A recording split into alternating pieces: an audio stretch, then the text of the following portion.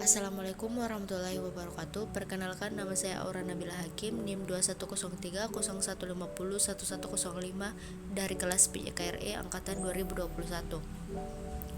Pada kesempatan kali ini saya akan menjelaskan tentang perkembangan dan belajar motorik. Materi pertama yaitu prinsip perubahan hidup dan periodisasi perkembangan. Manusia adalah makhluk hidup dan selalu mengalami perubahan di waktu ke waktu, bermula dari proses pembuahan yang terjadi dalam bentuk mensatukan sperma sang ayah dengan sel telur ibu. Terbentuklah serangkaian organisme yang kemudian tumbuh menjadi janin selama kurang lebih 9 bulan 10 hari. Janin tumbuh dan berkembang melengkapi diri dengan organ-organ dan bagian-bagian sampai menjadi wujud bentuk manusia kecil yang lahir ke dunia fana dengan sebutan bayi. Kemampuan gerak yang pada saat lahir hanya berupa gerakan-gerakan menghentak-hentakan kaki dan tangan akan berkembang sedikit demi sedikit dari gerakan-gerakan yang sederhana menjadi gerakan-gerakan yang kompleks. Misalnya mulai dari menggapai, memegang, meraba sampai melempar, mulai dari terlentang, terengkurap, merangkak, duduk, berdiri, berjalan, sampai meloncat, serta gerakan-gerakan lain yang lebih kompleks misalnya memukul, menyepak, memanjat, berenang, dan sebagainya. Kemampuan mengekspresikan diri yang mula-mula hanya mampu dilakukan melalui tangis dan tawa, berkembang sedikit demi sedikit sampai mampu mengungkapkan pikiran, perasaan, dan emosinya. Melalui kata-kata atau perilaku yang lain, kemampuan mengekspresikan diri berhubungan dengan kemampuan berkomunikasi dengan orang lain dan kemampuan dalam hubungan sosial. Pada mulanya, bayi hanya berkomunikasi secara sederhana dan hanya terbatas dengan ibu melalui tangis dan tawa. Kemampuan berhubungan dengan orang lain berangsur-angsur meningkat sejalan dan meningkatkan penguasaan sarana berkomunikasi, yaitu penguasaan bahasa, dan meningkatkan kemampuan bergerak menjelajahi lingkungannya. Penguasaan bahasa biasa mempermudah perkembangan dalam menyatakan pikiran, emosi, dan perasaan kepada orang lain, sedangkan kemampuan terhadap menjelajahi lingkungannya dapat mempermudah bergaul bukan hanya dengan orang tua dan keluarga serumah, tetapi juga anggota masyarakat di luar rumah. Fisik gerak, pikir, emosi, dan sosial tumbuh dan berkembang sejalan dengan pertumbuhan dan perkembangan fungsi-fungsi organ yang ada dalam tubuh yang mendukung pelaksanaan aktivitas dalam hidupnya. Fisik merupakan sarana untuk melakukan aktivitas. Di dalamnya terjadi proses biologis dan proses psikologis yang bisa menghasilkan atau menimbulkan aktivitas yang berupa gerakan tubuh, pemikiran, emosi, dan perasaan, serta berkomunikasi dengan sesama manusia.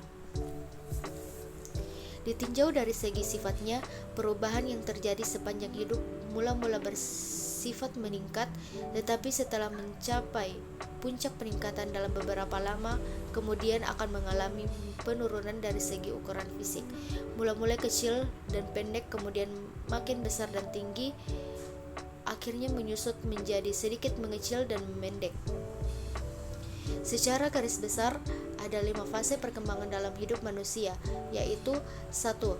Fase sebelum lahir atau frontal, 2. Fase bayi atau infant, 3. Fase anak-anak atau childhood, fase 4. Fase adolescensi atau adolescence, 5. Fase dewasa atau adulthood. Fase perkembangan dalam hidup manusia. Fase sebelum lahir. Fase sebelum lahir adalah fase perkembangan selama masih berada di dalam kandungan, yang normal adalah 9 bulan lebih 10 hari. 2 minggu pertama sejak terjadinya pembuahan disebut fase awal atau germinal. Antara 2 sampai 8 minggu berada di dalam kandungan disebut embrio, dan antara minggu sampai lahir disebut janin fetus. Fase bayi adalah fase perkembangan mulai dilahirkan sampai berumur 1 sampai 2 tahun. Mulai saat lahir sampai umur 4 minggu merupakan fase kelahiran atau neonatal. Fase anak-anak adalah fase perkembangan mulai umur 1 atau 2 tahun sampai 10 atau 12 tahun. Fase anak-anak diklasifikasikan menjadi dua fase, yaitu fase anak kecil atau early childhood, dua fase anak besar later childhood. Fase anak kecil dan fase adolescensi. Fase anak kecil adalah antara 1 atau 2 sampai 6 tahun. Fase anak besar adalah antara 6 sampai 10 atau 6 atau 12 tahun untuk anak laki-laki sampai 12 tahun dan untuk anak perempuan sampai umur 10 tahun. Fase adolescensi antara perempuan dan laki-laki dimulai dan diakhiri pada umur yang berbeda. Pada perempuan mulai pada umur 10 tahun dan berakhir pada umur 18 tahun. Sedangkan pada laki-laki mulai umur 12 tahun dan berakhir pada umur 20 tahun. Perempuan mencapai fase adolescensi 2 tahun lebih awal dibandingkan laki-laki dan berakhir pula 2 tahun lebih awal. Fase dewasa terbagi menjadi 3 fase, yaitu A. Fase dewasa muda atau young adulthood, fase dewasa madya middle adulthood, fase dewasa tua elder adulthood. Fase dewasa muda. Fase dewasa muda adalah antara 18 tahun perempuan atau 20 tahun laki-laki sampai 40 tahun. Fase dewasa madya adalah antara 40 sampai 60 tahun. Sedangkan fase dewasa tua adalah mulai umur 60 dan seterusnya. Pembagian fase-fase perkembangan tersebut dibuat berdasarkan identifikasi kecenderungan karakteristik perkembangan pada masa-masa usia tertentu.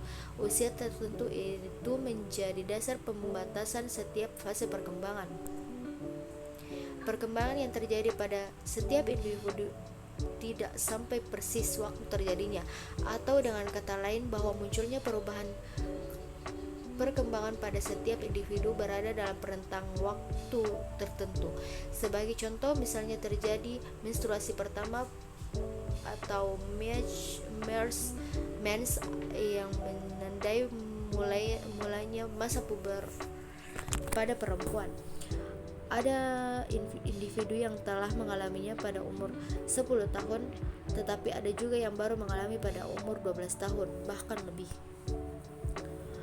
Walaupun batas-batas usia setiap fase perkembangan tidak bisa dinyatakan dengan tegas, namun kecenderungan sifat perkembangan pada setiap tetap bisa diidentifikasi, dan dengan diketahuinya kecenderungan sifat-sifat fase perkembangan pada setiap fase terbukti telah sangat menunjukkan upaya para ahli pendidikan dan para pendidik untuk merancang dan menangani pendidikan secara lebih terarah, sesuai dengan sifat perkembangan dan kebutuhan anak didik pada umumnya.